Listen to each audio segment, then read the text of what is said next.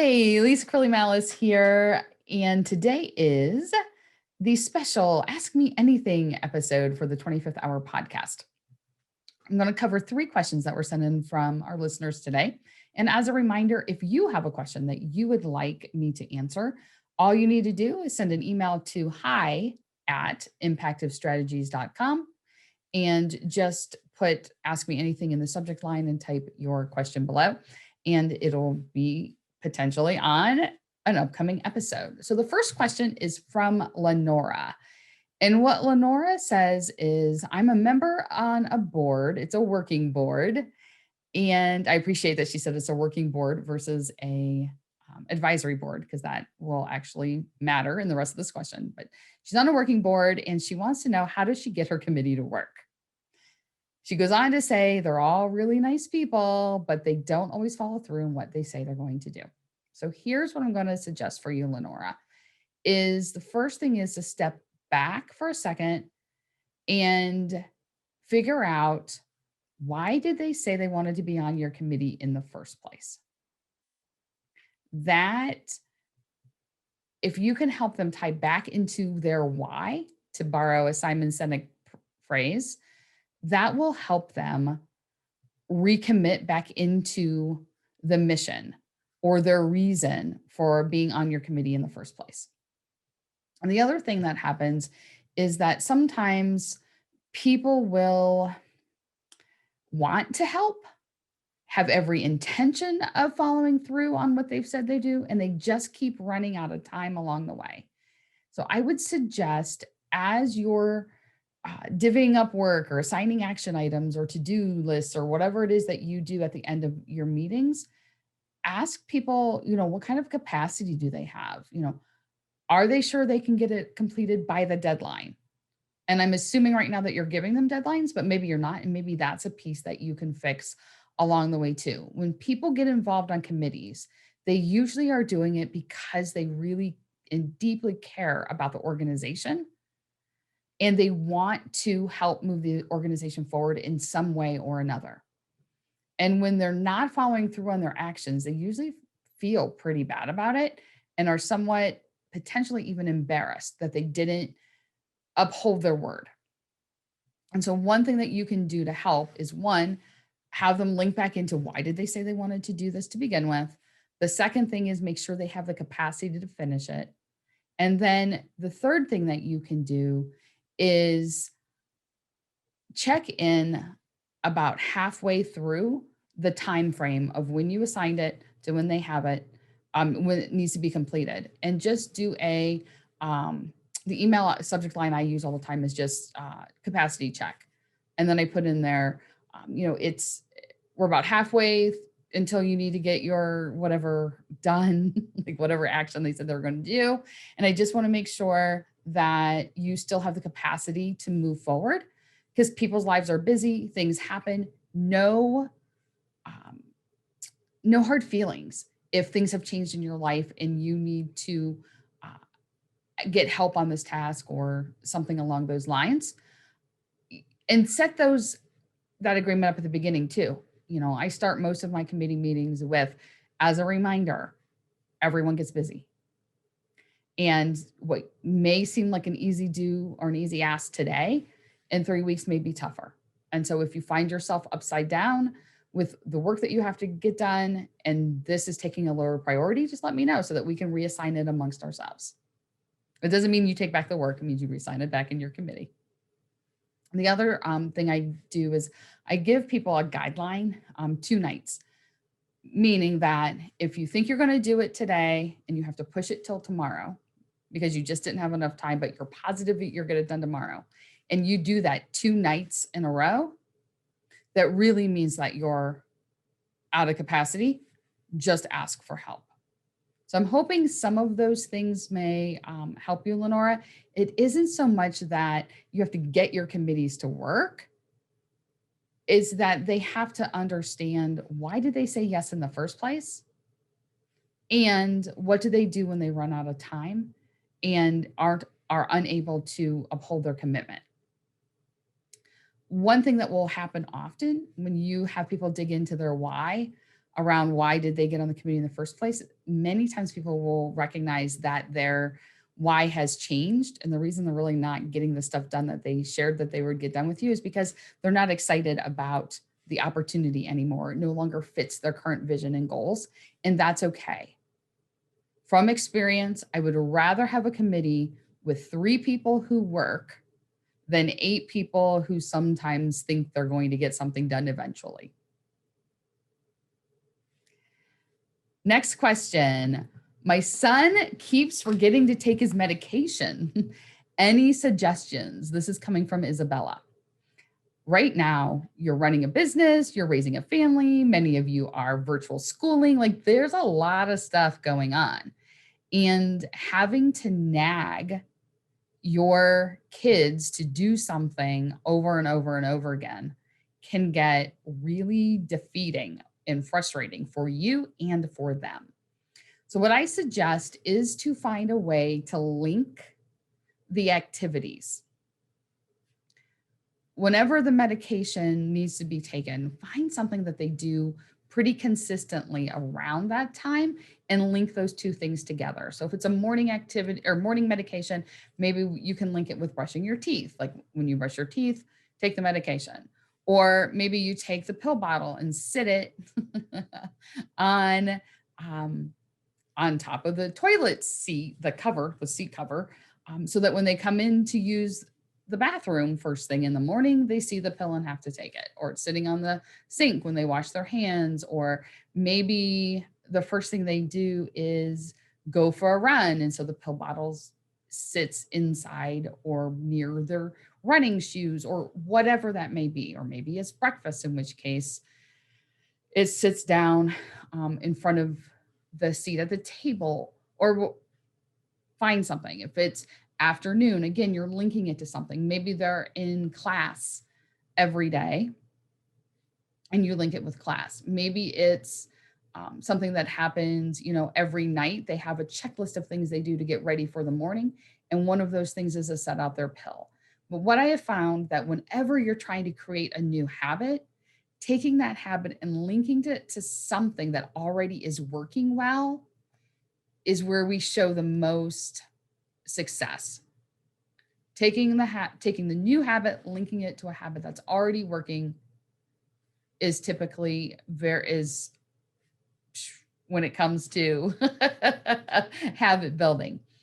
Another suggestion is to have a big, like a big calendar, like big calendar. Like think of flip chart paper big on a wall somewhere, and they're working on that habit link where they put a red X every day they do what they're supposed to do, like i.e. in this case, take the pill. And they just keep marking it so they can see how consistently they're doing the activity it is that they want to do. So whether it's helping your son take his medication or you're trying to create a new habit of some sort, I suggest that you link it to something that you're already doing. Third question I have is, my business has really slow times and really busy times. Currently, I'm in a slow time, but I'm about to be in a much busier time. What can I do now to prepare myself for when things get really hectic? And this is coming from Sam. So I don't know a lot about your situation, Sam. So what I'm going to do is apply it to a client that I currently have, and hopefully some of the suggestions will make sense for you. And so I have a client who, like you're saying, can be, and I don't want to say slow, but like regular medium type activity. And then for 5 to 8 weeks, will ramp up crazy busy, and then it'll come back down again. The challenge that he has is that he doesn't always know when it's going to ramp up. Like he can usually figure it out within a 2 to 3 month window, but that's about it. And so what I advise him to do in the slow times, or slower times, because they're not slow, medium times, is to really get all his processes nailed down. So a lot of what he does is very similar. So he uses Trello. And so he goes into Trello and makes sure that every project has every task documented, and that the people who do each of the tasks, that is documented, and time frame. And so obviously you don't know when the task is going to start at this time, but you could put in the time frame in parentheses 3 weeks, 2 weeks after start, 1 week before end, or something like that, so that when it's time to create that new project off that template, it's a much quicker process. So dig in now and look at all of the processes that you utilize in your business. Email. Are you answering your email? Is an assistant answering your email? If an assistant's answering your email, now is the time to make sure that the transfer between you and that assistant is super tight, so that things don't start to fall through the cracks when everything gets much, much busier. If you're currently answering all your email in this medium to slower time, would be a great time to train an assistant or a virtual assistant or another team member to take pieces of your inbox off your shoulders, off your plate. You don't have to do everything all the time. So decide what are the pieces you can move over to someone else and work through that during the slower time. When things are exceptionally busy, it is much harder to delegate or to create new, because there's a lot of moving pieces and you want to make sure that you have a handle on all those pieces.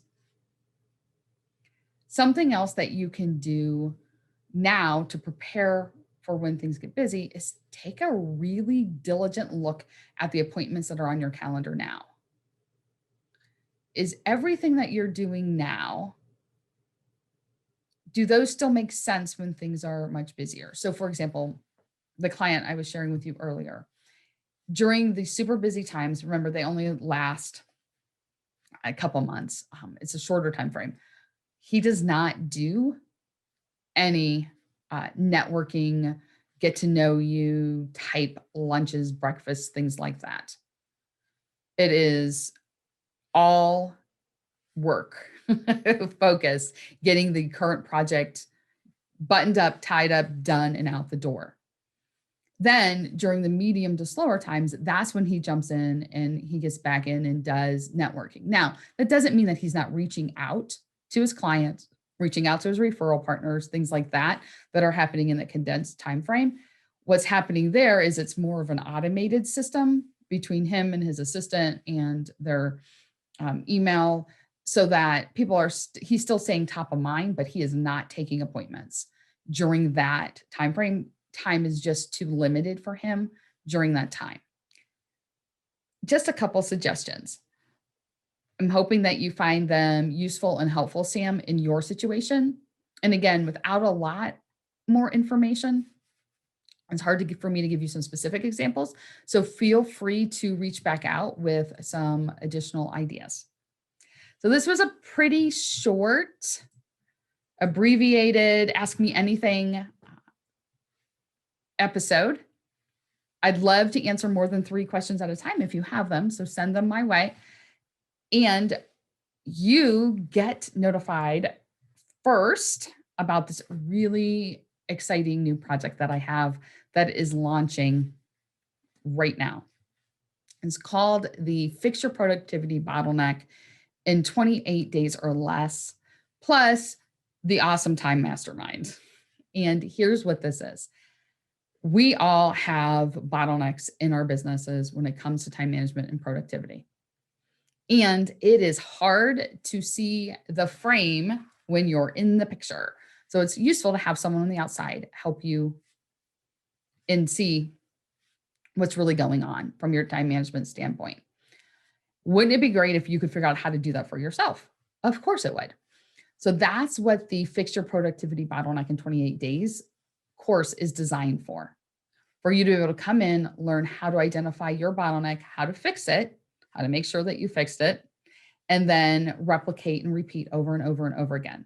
What I love about this course is that it isn't about that short-term motivation that you get a lot of times when you take a new course. Like you get in, you're excited, you're going like crazy, and then all of a sudden, it kind of peters out, especially when the course is over. This is much more about long-term transformation, teaching you a skill that you can apply over and over and over again. And so the first 28 days, we really dig in, make sure that you have it set.